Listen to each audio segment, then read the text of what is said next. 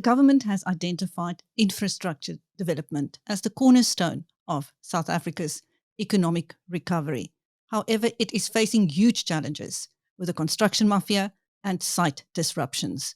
We speak to Deputy Finance Minister Ashor Sarupen. Welcome, sir. Hi, thank you very much for having me. Firstly, to what extent has economic damage been caused by the construction mafia over the past few years? Well, since 2019, the National Treasury has identified that 63 billion rands worth of projects have been affected by the construction mafia. And this has also cost the economy quite substantially. The World Bank did a report on what extortion costs the economy and found that obviously while you can attribute amounts lost to the disruption in sites, you've also got the knock-on effects of the infrastructure not being delivered, the cost of security, and so on. And they estimate that extortion is costing South Africa 9.7% of its GDP, both in terms of costs as well as in terms of its concomitant effects. So we've got an extortion racket across South Africa that's really damaging the economy in a big and fundamental way. Please tell us about your strategy to deal with this. Yes. Well, what we did on Tuesday is we had a national summit, and I know everybody rolls their eyes when you hear the government's having a summit because people are just so tired of talk shops.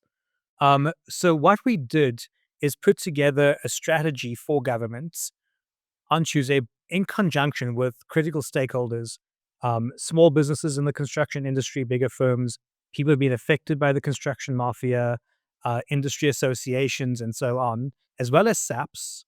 And the focus is really on a series of targets that'll strengthen law enforcement in the space, encourage reporting as well, because too many firms regrettably think that it is easier to pay off the construction mafia rather than report the crime. Deal with that. And we put in a series of targets, but also put more work into social facilitation so that communities both understand what things mean when they say local beneficiation means something. It doesn't mean people get to hijack a site and take it over and demand things for themselves and add no value. But doing the proper social facilitation to say, these are the kinds of jobs that can be done through local labor, but also making sure that you strengthen that so people understand when you have highly technical construction projects, you've got to have highly skilled people. You can't threaten them. You can't push them off site. You can't demand that someone that I know gets the job as well. So that sort of social facilitation function is improved. But also on the regulatory side, making sure that legitimate businesses aren't disadvantaged, that there's proper regulation of firms operating in the space, so we don't get hijacked by people claiming to be business forums, and don't create unnecessary space for firms that are not legitimate to come and demand access to these projects and effectively extort from these projects without adding a single cent of value. What have been the biggest obstacles in dealing with the construction mafia? So I think, look, if I can be blunt, the biggest obstacle has been how it was created. And that was when former President Jacob Zuma said in Parliament that there will be a 30% set aside for local communities, because too many people thought that this means that I must personally get 30% of the value of that project. And it gave rise to all of these construction mafias. So we must be blunt and honest and say it was a problem created by President Zuma towards the tail end of his term, pushing this populist message out. And now we've got to fix that. I think the biggest challenge, of course, has been both on the law enforcement side and the regulatory side. And law enforcement, I think every South African is and has bad experiences of law enforcement in the past, of poor law enforcement, and so on.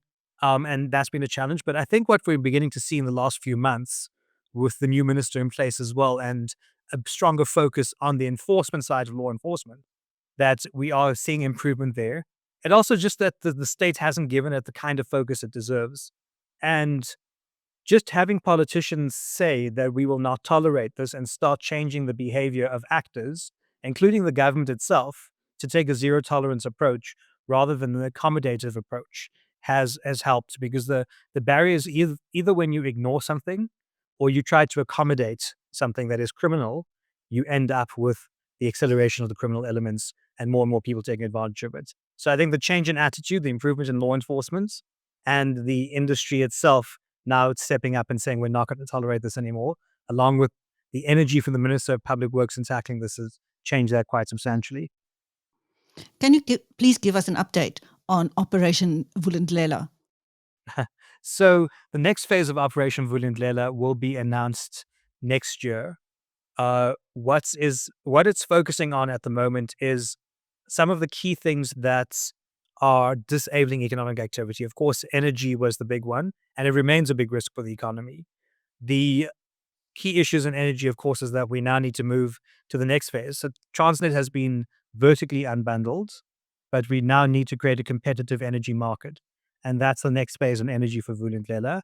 And I'm sure that when people hear the announcements made in phase 2 of Vulindlela, I think there's going to be quite an exciting time.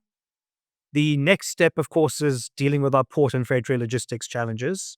It is the second biggest hindrance and blockage in the economy after energy. And with port and freight rail logistics, the series of reforms, concessioning out of ports, bringing private sector participation in, those things are going to be quite critical.